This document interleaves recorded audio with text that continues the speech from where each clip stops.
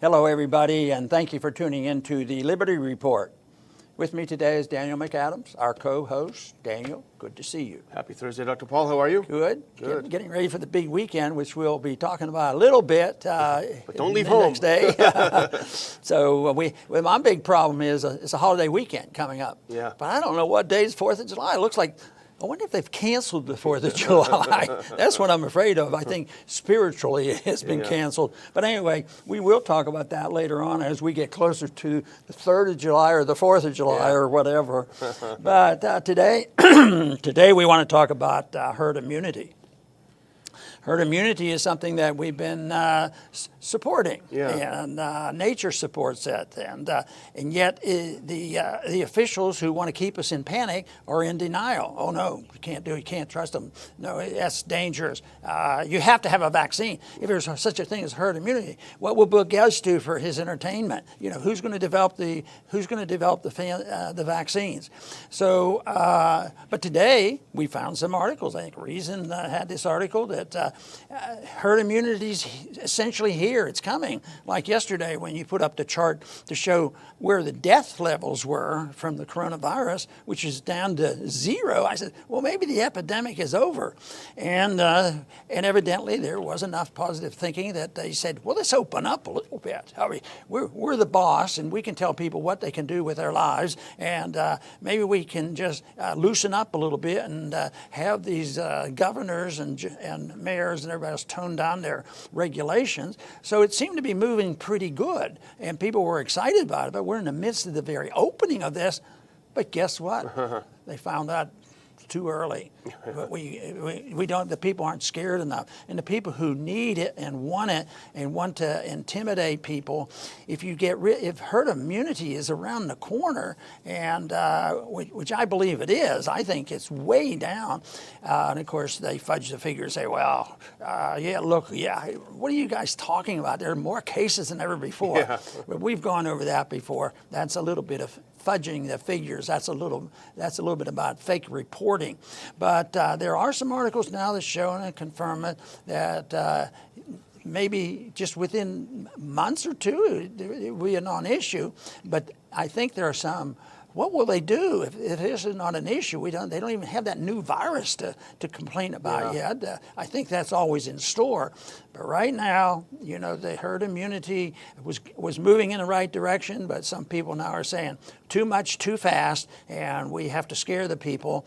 And unfortunately, they are. It looks like just in our neighborhood, more people now wear masks than ever before. And yet we went through the lockdown, and some people did, but not as much as now. So it's an event that has continued to plague the people. And if you're counting masks, you would have to say we're not at herd immunity, or at least the people aren't confident enough yet. So we'd like to, with these bits and pieces of good news, give the people a little bit of confidence, and they shouldn't live in fear and panic because, the world has lived with various viruses and bacterial infections a lot worse than coronavirus. And we in this country have survived, and a lot of people have been very sick and died.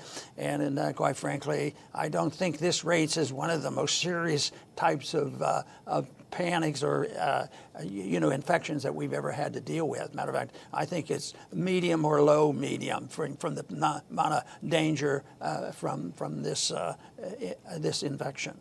Well, the masks show herd mentality, not herd immunity. And you do see more and more of them. But the reason for our good news is Reason. There's a good article in Reason magazine, talked about a couple of studies in Europe. They're studying this now. We've had several months with this virus.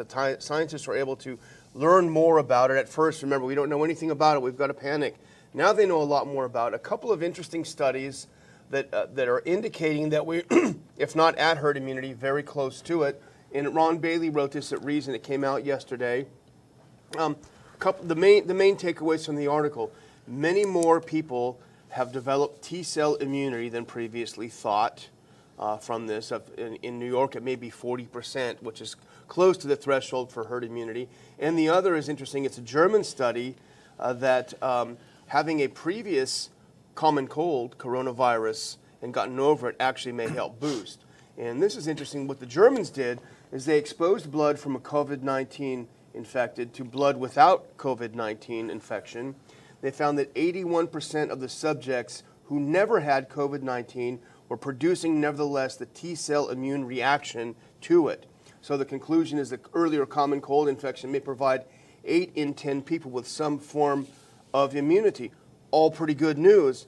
And what is herd immunity? And I think Ron did a great job in putting it up. Herd immunity is the resistance to the spread of a contagious disease that results if a sufficiently high proportion of the population is immune to the illness. Some people are still susceptible, but they are surrounded by immune individuals who serve as a barrier, preventing the microbes from reaching them. Epidemiologists typically estimate that the COVID-19 threshold for herd immunity is around 60 to 70%. So you want to have people that have had it and gotten over it, protecting the people who haven't had it or who are more susceptible. Right, and I think this is important because I was born in '35, and there weren't that many vaccines. There were a couple that were available, but there was this idea and understanding about herd immunity, and that if people got a disease or exposed to it, eventually these diseases came and went, and that is when people, literally exposed their kids. Yeah. And I had 4 brothers, and I can remember a couple winters that I don't know how my mother stood the whole thing, but most of us went through them, one kid the next day, and nobody was really excited, or worried, and they didn't call in the federal government or anything, and nobody had to petition, and there were no lockdowns and that kind of stuff.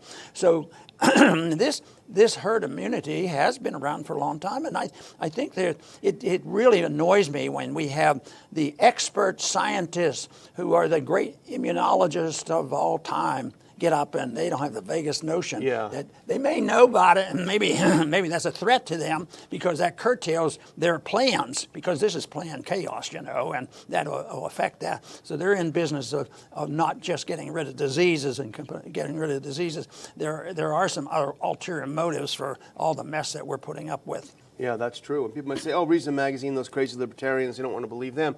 Well, here's Scott Gottleib. He's now in the mainstream media. He's the former head of the CDC. He went on to Big Pharma, but he's been a pretty big scaremonger now for a while. Now that Fauci's star kind of went down a little bit, he came out into the limelight. Here he is on CNBC yesterday. He said the outbreak won't be fully over till January. It's supposed to be a bad news story, but it's actually not. And here's why. He says by then we'll either have a vaccine or so many people will have been infected that it will naturally mitigate the spread of the disease. He's saying the same thing. Herd immunity is going to be here. He says by January, what have you. Well, here's Fauci behind, in front of a congressional committee. I think it was yesterday, certainly this week. Someone asked him, one of the congressmen asked him about vaccine. What's the fastest you've ever seen a vaccine developed and completely developed? He said that was 1.5 years it took. And that was with Zika. And he said, but the thing is, by the time we got that Zika vaccine, Zika had died out, so we didn't even need it anyway. Oh, my goodness. I bet they were disappointed. Can you imagine how disappointed they'll be if we don't have a crisis ongoing, and then they'll have that vaccine by January or February or March, and it will be unnecessary or it won't work or people will die from it. That's a lot of the history that they don't want to talk about. We talk a lot about how does this happen? Why do we have this chaos? Is it the fact that science is weak and they don't understand it, and people panic easily, and yet we have pointed out some of it is deliberate.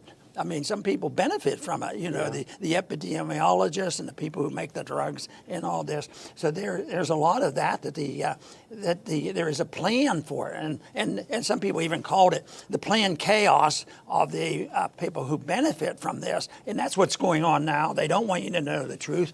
And the planners for this chaos are anxious for everybody to know about what's going on and scare the people. But, that term came up, but it refreshed my memory about one of Mises's book. and he had a book called Planned Chaos. And his point in that book was the chaos always occurs with socialism, and which is true. I mean, all we have to do is look at Zimbabwe and different places, and the places even in this country that get pretty socialized, you know, and it's a result of the planning. But this time it's interesting. I think we are so close to the conditions that socialism creates. In a way, this pandemic that they've created has literally destroyed or contributed to the destruction of the marketplace, because the Fed had already gotten that destruction going. So here they come along, and we have chaos. I think there is a group that have in their mind planned the chaos, and they use it for a justification for bringing in Marxism. Yeah. You know, oh, there's an inequity and wealth and all these problems, so we have to have chaos, and then we'll use that as an excuse. But we already have the chaos, which I argue is a point that even though we don't call ourselves socialists, and sometimes I tell people, you don't use it because I don't think we quite have it. We have interventionism to an extreme. We have corporatism, inflationism, and all these things. But when the market collapses, sort of like when they put wage and price controls on in 1971, that to me was a point where we toppled over into a socialistic economy because there was no pricing. In this case, it's a mixture. Because we have over excessive interventionism, but the economy is acting more like we have socialism.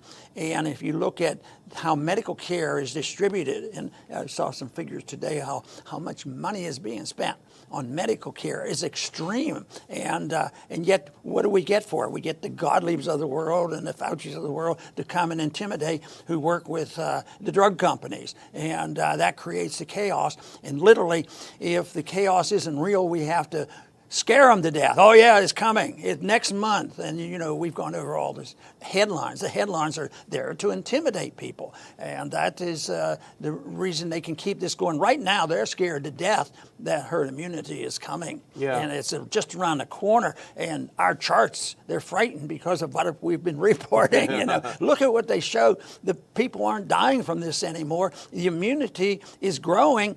And they turn around and says, yes, look, that's a sign of how bad it is, how much it has spread. No, all they're doing is testing the spreading that has already occurred where people were actually immune, and that should be good news.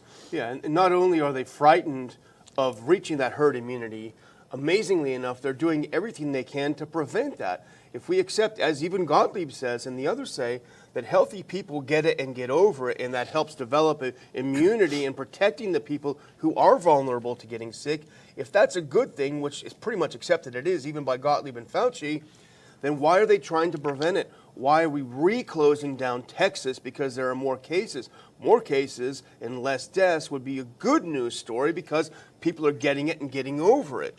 But that's not what's happening. In fact, Dr. Paul, what's happening in Texas is even more insidious than that. And there have been some information coming out recently about why there's a spike in Texas. The big spike in Texas. You see it in all of the hysterical news. Got to shut it down. Even Abbott, he's not able to stand up to the naysayers. What happened in Texas is interesting. In the middle of May, the Texas Department of Health Services changed the definition of what a COVID case is. And we know this now because the county judge of Collin County in Texas, there was a judge commissioner's meeting where he talked about the changes that came down from on high on how they're changing the definition and the criteria. And he said in mid-May, we're just opening up. I'm worried this is going to cause another spike. Talk about prophetic. And here's what the changes are, Dr. Paul. Before in Texas, the test must be positive. You had to have a COVID test that came up positive. Late in May, that was no longer needed. Now they're counting probable cases as COVID cases late in May. And what were the criteria to determine a probable, i.e. a COVID case? Any two of the following symptoms, and they don't need to be measured. Chills, rigors, myalgia, headache, sore throat, new smell or taste disorders, or any one of these group, cough, shortness of breath, or difficulty breathing. So if you present to a doctor with that, and have that, you're COVID. Yeah. This is just a follow-up of what happened very early on, because they were emphasizing deaths, and they could do that because, they contributed a bit to the deaths in the nursing homes. But they then told people that you didn't even have to have a test, and you, on the death certificate, you could say COVID virus. Yeah. And now they don't emphasize deaths anymore. They emphasize just the diagnosis. So what you're talking about, making it easier to define it, and no testing. Yeah, no testing. It's absolutely insane. And that's why it's such a shame that we see so many people just rolling over, getting intimidated, scared to death, and unnecessarily. Because, of course, the other side of this, people do die from this. People die from these problems. But I actually have a personal belief, and there's some evidence, that more people have died from the lockdowns and all this nonsense, because, once again, we mentioned it yesterday, that our governor said it was, if your surgery is not emergency, don't go to the hospital. And that was a total failure in the first go-around. It increased the problems. It disrupted the hospitals. I mean, it was a real mess. But so they're back to it. They don't learn the lesson. So it really boils down to, once again, that I've touched on, and we have touched on it before, and that is you explained how they did it, what the mechanism was for changing it.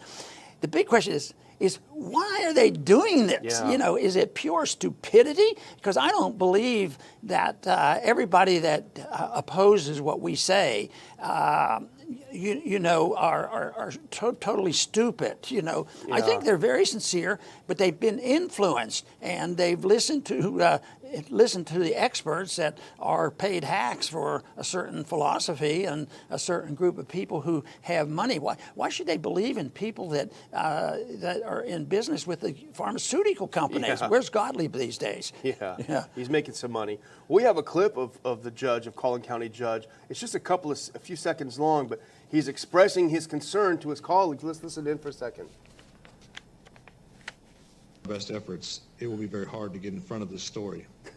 For those that don't know about this case definition, who don't understand it, when they see these dramatic increases in numbers, they're going to be inclined to think either that we've hit some different spike, and now, quite frankly, we have this new pandemic raging through the community, which is a false narrative. That's not at all what that is sharing with us and communicating to us.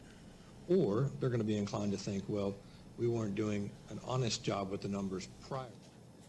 And what he's saying is, by changing this definition, Dr. Paul, you're going to get a lot of false positives. You're going to get wrong information. And here's a quote from Hill in the papers there. He said, quote, "It's remarkable how low the standard is now." This is mid-May. He's warning you're going to get a spike because you're changing it. "I fear this is coming at a time just when we're starting to reopen. If the numbers jump in a false way, it's going to be very concerning to our citizens that we're actually going backwards. The numbers have jumped in a false way, and we're going backwards." Yeah, wake up. Yeah. So, there was another story that caught my attention, and it's a plus-minus type of thing. But it has to do with students in Tuscaloosa, Alabama. And they devised this contest of exposing themselves deliberately to people who had the virus, and then finding out who would catch it first. You say, that's the craziest thing you ever heard. It probably is a little nutty, because because there is some potential danger.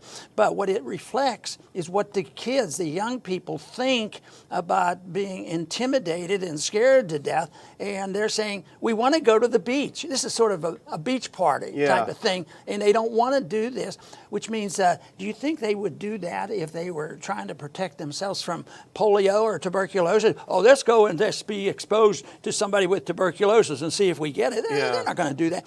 So in their judgment, that's what they're doing. I think the judgment isn't all that good, but I think it's a reflection of what they're thinking, and they don't believe that it's quite as dangerous. And I think that's why they were so anxious. There's so many stories about how people have lost their jobs and people lost their businesses, and this is not 10 or 15. These are thousands Millions, of people, yeah. and and it's all unnecessary. So it's a difficult thing to weigh risk, and that's why the government should never be in this business of weighing risk. The individuals should make the decisions, and I think that's what the point these students are doing. They're trying to point out that you're not measuring it right. We're not that scared. Don't intimidate us. You say, oh no, you guys are just a bunch of crazy people. Yeah. But I don't think so. I think they have evaluated it, and in their estimation, if they thought that there was a 5% chance of doing this, that they would die the next week, they're not going to do it. They've heard all the statistics, of the danger to young people and what it is on the total number of people who get positive, how many people there die, how many people are in nursing homes were added into this. So in a way, suspicion that the government's not telling us the truth, I think, is a good thing. Yeah. But that doesn't mean that it's licensed to do dumb things either. But I think this is fascinating, and that this may be a signal that talks more about herd immunity than all our fancy tests. Yeah, that's true, people's behavior. Well, I'm going to do a couple of things, Dr. Paul, and hopefully I'll entertain you a little bit. But I have a few clips, and just the juxtaposition of these two clips I think is interesting. Let's do the next one. This is WHO, those great experts who have been so honest and so accurate. WHO warns some countries may have to reinstate lockdowns as coronavirus pandemic accelerates. The pandemic is accelerating. We've got to go back to lockdown. Let's do the next clip. Here's accelerating pandemic in the U.S. U.S. deaths involving COVID-19. Can't even hardly count them on June 27th. So this is the justification for the shutdown. So let's go to the next one. Here's another one. Here's just the things that you notice. Here's Governor Wolf of Pennsylvania, your birth state, Dr. Paul. This guy's a total tyrant.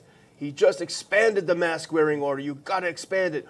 Pennsylvania is in dire straits. It's coming back. Let's do the next one. Here's Pennsylvania. Look at the death count. It's going down to almost zero. It's a lie. And do one more, actually. And this is hilarious, Dr. Paul. Black Lives Matter protests may have slowed the spread of coronavirus. Not only did it not infect more people, it helped solve the problem. Yeah, right. And look at this, the next one and the final one in this segment. Here's Galveston. No beaches for the 4th of July because you might get coronavirus sitting on that seawall. When we look at these charts, which are so dramatic, you couldn't even measure the number of people dying now from it. And the chart is so clear. A chart is a great picture. And I often wonder, of those people that I talked about, the ones I consider, I give them a break, you're an honest person, you want to do the right thing. Wonder what they think when they look at this. Are they just blind to it, or do they decide that they don't understand it, or have they never looked at it? But obviously, it'd be interesting to get one of those individuals who's honest with himself and honest with all of us, wanting to look at the right thing, and just, in a very quiet, deliberate session, ask them, what do you think? How do you interpret this chart? What do you think this chart means? And why would the government say that it's up here when it's down here? He'd have to say, well, I don't believe the charts. Well, then look at another chart. You might have another one that tells the same story. But maybe the fear that is driving the kids to the beaches might be the best test. Yeah, that's true. People behaving. Well, I'm going to do Villain of the Week. Dr. Paul, this is becoming the most difficult segment because there are so many. We could do probably weeks worth of shows on it. But Maya from Maine sent me an email, and she sent me a couple emails, and she's starting to convince me that Governor Janet Mills of Maine, not a super, central state, but she's got to be the villain of the week. Yesterday, she announced she's going to toughen the mask requirements. Don't you dare go outside with a mask, mandating that businesses wear masks. She's killed tourism in a state where tourism is a real driver of the economy. It's all gone. So you ask, well, what's going on in Maine? It sounds pretty bad. New deaths, new crisis, death spike. Are they running out of beds? Are they running out of ventilators? Well, let's look at the statistics from Maine. Take this next clip and we'll have a look at what's going on in Maine, the crisis in Maine. If we can have a look at that next clip. There we go. Here it is. New deaths, 0. Uh-oh. 0. Bad Hospitalizations, 29. Total ICU beds, 398. Available, 132. Total ventilators, 317. Available ventilators, 250. This is the crisis that's caused Janet Mills to go back to putting on your mask or go to jail. And here's the next one. Here's rules for thee, but not for me. Here's old Janet going out, having an ice cream. She's not social distancing. She doesn't have a mask on. She's visiting with her fans. Even worse, and this is what really finally convinced me, is the next clip, Dr. Paul. They're putting up signs in Maine telling people how you have to dress to prevent corona. You can wear a tank top, but don't let the sides show. I mean, if you look at this, it is so absurd. It's almost like the Taliban have taken over in Maine. So with that, Governor Janet Mills, you are the villain of the week. You take your place in the pantheon of really, really bad leaders. Well, for those of us who are suspicious of what's going on here, those who promote this have an agenda, and I happen to believe it has a lot to do with people giving up their individual judgment and individual rights and yielding to the control of government at all levels and being intimidated. And and they contribute to this by just going along with it. So that is, I think, the big issue is, why do they do it? They do it because of the pressure, and those who want the control, they get the control. So I think that until the people wake up and say, this doesn't make a whole lot of sense, we're not going to do it. But it's we're not quite there yet. But I think I hope my belief is that truth wins out in the end. But I want the end to come real soon. I want them to wake up sooner, because the danger is just not there. And the real danger is the overreaction by government, the authoritarianism of government. But that all starts not just with the invasion of the authoritarians into the coronavirus deal. It's the invasion of government into everything that we do, and the total ignoring of the Constitution, where government should never do anything it isn't given direct and explicit authority to do it. Now, as long as there's no explicit prohibition, they go ahead and do it. And right now, what I've been amazed about is what's going on here is not, and I think maybe this is a reflection of the president, there's been less of these mandates. I'm going to do this and close everything down. It's been the local people. So, local government we argue for. But if the local government officials still endorse the principles of authoritarianism and control of people, it doesn't do any good. So it has to be a moral principle that we own our own lives and we should run it. We should take our own risks and take care of ourselves rather than depending on government. Because if there are problems and the bad people get in government, it affects every single one of us. Yes, when people have their freedoms, they can make mistakes and they really hurt themselves and their close ones. But just think, if you complain about the people who don't know how to run their own lives and you put them in government to run everybody's life, you should think things that doesn't make any sense. And right now, too many people have capitulated, and hopefully as soon as possible they'll wake up and look at some of these perfectly explainable charts that Daniel puts out to show the fear shouldn't be there. It's dissipating, it's going away, and it's nothing brand new. And without going to the point of denying that there isn't some danger, it's how you handle risk and danger that is the issue, not whether it exists or not. And right now, we can be very thankful that the danger of this epidemic, this infection, never got as bad as they thought. We should be thankful for that. And we should be thankful that it's essentially over.